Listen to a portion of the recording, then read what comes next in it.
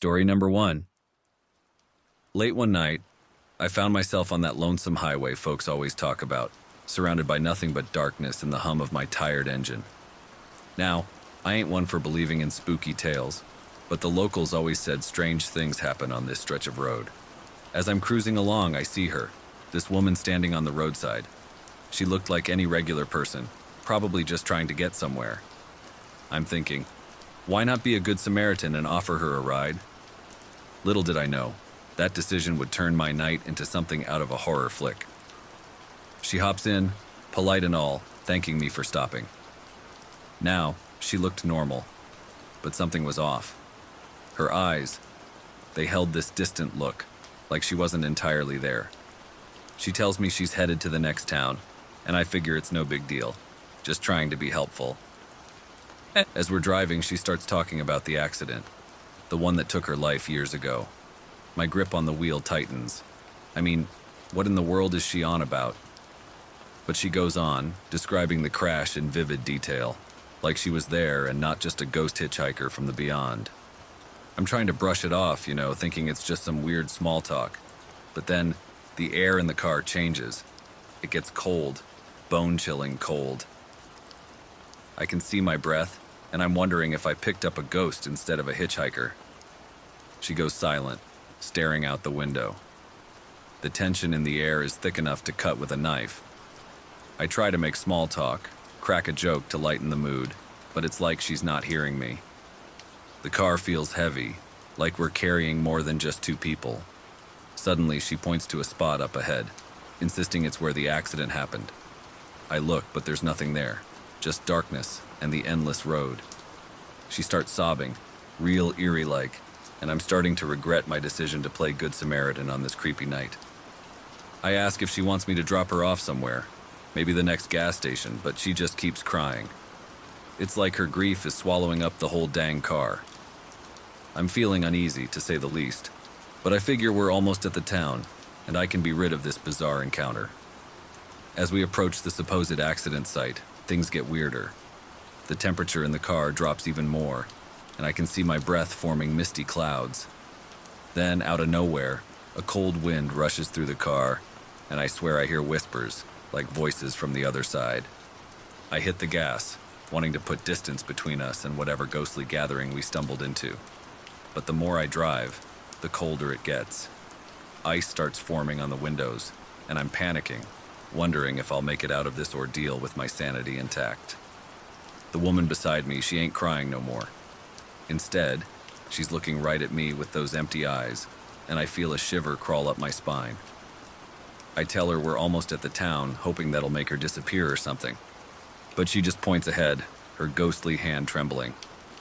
Suddenly, I see it.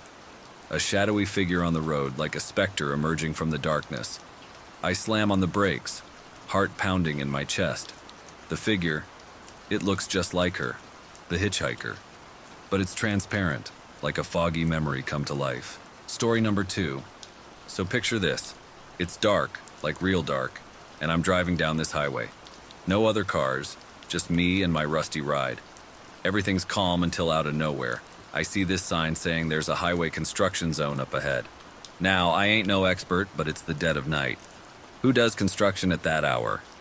I slow down, thinking maybe there's a bunch of road warriors fixing some invisible potholes. But as I get closer, things get weirder. These figures start popping up, wearing reflective vests, like they're ready to guide a spaceship.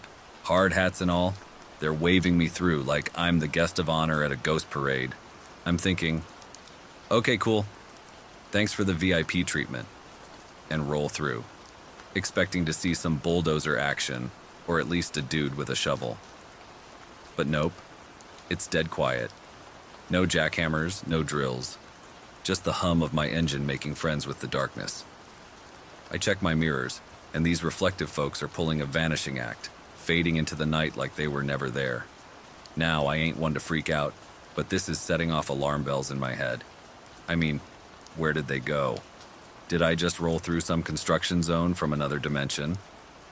I hit the gas, thinking I can leave this bizarre construction crew in my rear view. But the road keeps stretching, like it's messing with me. And just when I'm hoping for an exit, a sign that says normal life ahead, I'm stuck in this never-ending loop of highway madness. The figures, they show up again. Same reflective vests, same silent waves. Now I ain't Sherlock Holmes, but something's fishy. I slow down, expecting them to pull their Houdini act. But this time, they stay put, staring at me like I'm the entertainment for the night. My heart's doing a drum solo, and my foot's on the gas, but I'm inching past these eerie highway mannequins. They're not talking, not blinking, just staring. It's like I stumbled into a secret society meeting for ghost construction workers. I try talking to them like, hey, what's up with the silent treatment? But they're mute, like I'm in some silent horror film. And then they start moving. Slow steps, like they're floating on a haunted cloud. Towards my car. Panic mode kicks in, and I floor it. I'm not waiting around for the Twilight Zone Highway Patrol to issue me a ticket to the afterlife. But the figures, they're not staying put this time. They're following me, gliding towards my car like they're on a supernatural escalator. I'm checking my phone, praying for a signal so I can dial someone who can explain this freak show. But no bars. Of course, no bars. It's just me, my gas guzzler, and these ghostly highway dancers. I'm starting to question my life choices.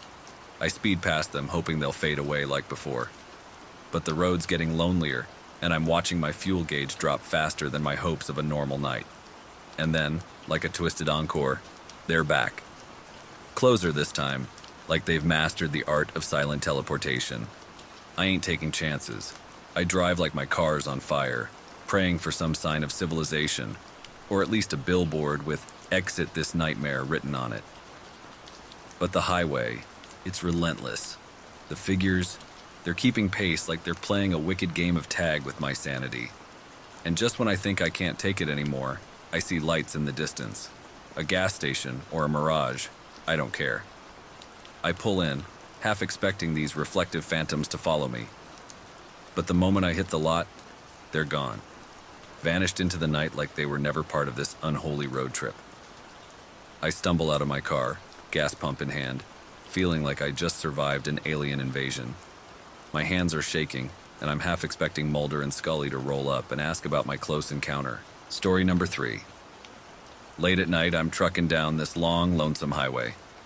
Headlights cut through the dark like a knife, and my radio's crackling with that familiar static. Nothing special, just me, my rig, and endless asphalt. Somewhere in the middle of nowhere, the air gets thick. My radio starts acting up, spitting out weird signals like it's possessed. Distress calls, pleas for help, echoes of panic. Now I ain't one to believe in ghosts, but this ain't your regular radio chatter. I figure it's some interference, maybe a storm messing with the waves.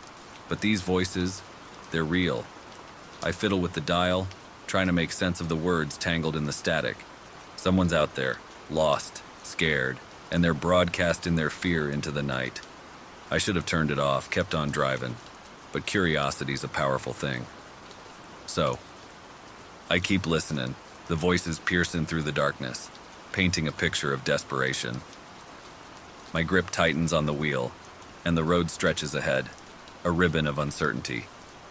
The voices ain't stopping, and now the highway's playing tricks. Shadows dance on the edges, like specters in the night. I rub my eyes, blink hard, but they linger.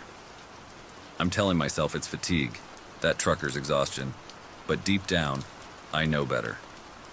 The radio keeps spitting out these cryptic messages, like secrets carried by the wind. I hear names, places, fragments of stories. Someone's out there, somewhere, and they need help. But the more I listen, the more the road changes. Street signs twist into unfamiliar shapes. Exits appear where they shouldn't. It's like I'm driving through a maze designed by a twisted mind. Panic claws at my throat, but I'm glued to the radio, addicted to those desperate voices in the ether. And then I see them. Figures on the shoulder, flickering like old TV static. I blink, and they're gone. My eyes playing tricks on me, I reckon.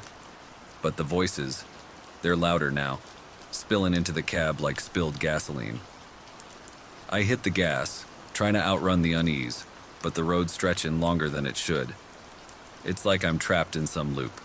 Driving, but never getting anywhere. The highway signs mock me, changing directions like they got a life of their own. My headlights catch glimpses of things, shapes on the roadside, shadows wearing faces, looking at me with hollow eyes. I rub my eyes again, but the shadows linger, twisted remnants of nightmares. The radio's buzzing, voices now whispering into my head. Names I recognize but shouldn't, places I've never been but feel like home. My heart's pounding, and the truck hums beneath me like a living thing. I should have pulled over, taken a break, but the highway's got its hooks in me. I see a silhouette in the distance, a hitchhiker maybe. Should have kept going, but the voices, they're demanding I stop. I pull over, hesitating as the figure approaches. A face hidden in shadows, a mouth moving but no sound coming out. I roll down the window, the air outside colder than it should be. The figure points ahead, and the voices urge me to follow. My instincts screaming at me to drive away, but my foot's on the brake, and the highway's got me in its grip.